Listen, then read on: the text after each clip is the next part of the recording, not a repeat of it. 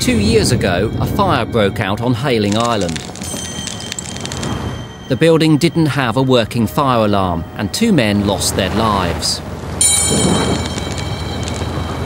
After the inquests into the deaths of Nigel Claridge and Tony Handley, the coroner warned that tenants were still being put at risk. All the circumstances are in place for another disastrous fire.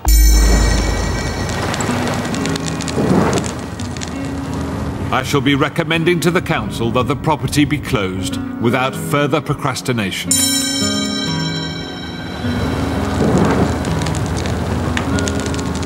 But despite the coroner's warning, number 39 Norfolk Crescent remained open.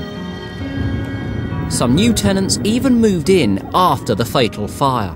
6 months ago, we were moved into this house. There was a fire alarm fitted and one didn't think twice. One doesn't use a fire alarm unless there's a fire. Recently, there was some work done and it has been left like that. And obviously it doesn't work. There is no fire protection. There's no smoke alarm, there's no fire alarm. The landlord, Christopher Mincham, was already notorious on the island. The former Tory councillor was made bankrupt in the 90s and has convictions for fraud and fly tipping. Ever since the fire, the authorities have been trying to get him to install a working fire alarm and sprinkler system. But despite the 2 deaths, Mr Mincham still refuses to make the flat safe. We've tried our very best to make the property safe. And as such, Mr Mincham has resisted us all down the line, in so much as he hasn't put a fire alarm system in yet. We've asked one of the UK's leading fire safety consultants to inspect the property for us. As well as the disconnected fire alarm and missing sprinklers, Colin Todd soon finds another hazard. My goodness, we've got a whole room full of combustible materials here. This is effectively a building site. It's not really a habitable dwelling as such at the moment.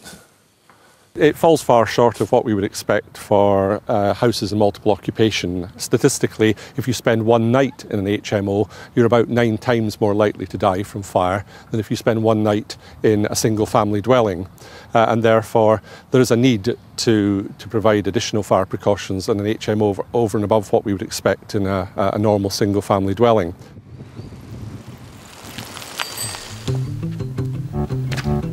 Havant Borough Council has been trying to close the building since the inquest. But a legal challenge by Mr Mincham delayed the closure by 6 months. In July, the courts finally gave the council permission to take action.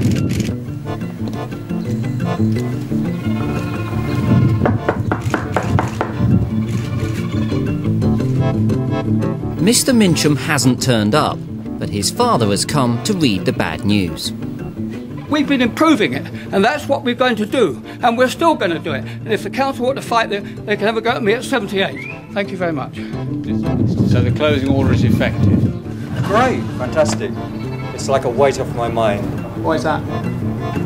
What has been hanging over me for so long, and now I know it's going to happen. You know, it's okay. It's the worst thing that could happen, right? The sea out there. I fill my pockets with stones and walk in. You know, I mean, it's okay. As far as I'm concerned, that's better than any of the other properties. And as far as I'm concerned, the whole lot should be double glazed so the tenants have a better standard of life. If I was on the council, by God, I would be around. As well as owning number 39 Norfolk Crescent, the Mincham family also owns the block 2 doors down. Number 35 hasn't been closed, but residents say it's also a fire risk. We've got the fire alarm system here. It's temporarily out of use because they haven't quite finished it yet. A few more adjustments, as you can see. We need the bell actually to be fitted to the roof on the top there. But if there was a fire, I would sound the alarm, or not, as the case may be, and go to get out of the place. So I'd come to If there was a fire at the front of the building, then this would be the way out for Oscar. There we go. Sorry about that. Through here, clamber over all of this.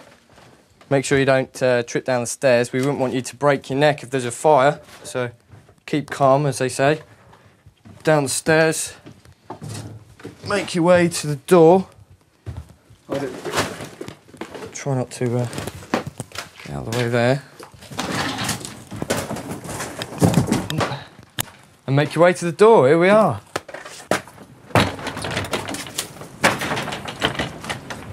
Okay, through these bricks here, under there, and here we are, the gate, and we are home dry. See? Easy. I'll show you around. We've asked Colin Todd to look around number 35 as well. Is this door normally kept locked? It should be normally, but most of the time it's left open. There's a break glass call point going to be connected here, but it's obviously not been connected yet. Yeah, no, it's been like this for 4 months, since I've been here anyway. Now we come to the top. The top floor, oh my goodness me. How long's all this stuff been here? I can't say for sure, but it's been like this since I've lived here for There's about 4 months. an absolutely huge fire load here that would cause a very serious fire within the staircase enclosure if it was ignited. And we even, look, have the ignition source potentially in the form of a discarded cigarette end. So we've got the source of ignition, we've got this massive combustible material that would cause a really serious fire, and we've really got nothing very much going for us, all told. Just come down the stairs here. Just mind your step as we get to the bottom. Okay. There's no early warning of fire. If there is a fire here, we would have a very severe fire because of the amount of material that is down here, and there's no line of fire resistance, no significant line of fire resistance here to prevent the fire spreading up to the floor above. After our filming, the council closed number 35 as well. But that might not stop Mr. Mincham. We spotted this ad in the local paper, and it looks suspiciously like one of his. This is Kate.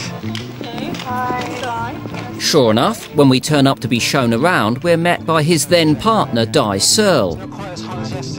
We'd seen her back in July, apparently reluctant to be filmed. She was hiding behind the closure notice, which she'd taken from the door of number 39. And now here she is showing us around a flat in the same block. The only difference is that the numbers on the door have been switched, so it looks like number 93. I know some of them are vacant, I think, at the moment because they're being refurbished. Di Searle denies showing anyone round the closed flats. Do that? Is it because it was tall ceilings? Yeah, really high ceilings. A few minutes later, we're joined by Mr. Mincham himself. So, because there's not a lot of room for storage, then because you've got the whole area for that. It's all boarded up there for suitcases and bits and pieces.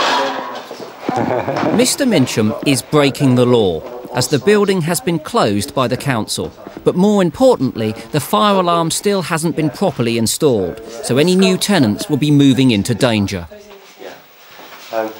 We had a fire up on this floor, and so we used that as an excuse for refurbishing the building. So we've got above this floor, there's a lot of work still going on. Oh, okay. Mr. Mincham didn't want to be interviewed for this programme, but he says he will continue to rent out rooms in his 2 buildings. Would you need a deposit then? Yeah, the deposit's a month's rent in advance. How much is that then going to be? It's £460 for the deposit and £460 for the month's rent in advance. Yeah. He also says that his houses are in good condition and that he's been persecuted by the authorities. We took our evidence to Havant Borough Council to show how Mr. Mincham was deliberately flouting the closure order. The council insists that he will now be stopped. Clearly, what's going on there, showing people round to rent a property that has a closing order on it, is wrong. And as such, our other partners, the fire service particularly, and the police, will be consulted, and the relevant action, I can assure you, will be taken forthwith. Mr. Mincham says that Inside Out stole the fire alarm from number 35 Norfolk Crescent, and that we deliberately scattered clothing around the building to make it look more dramatic.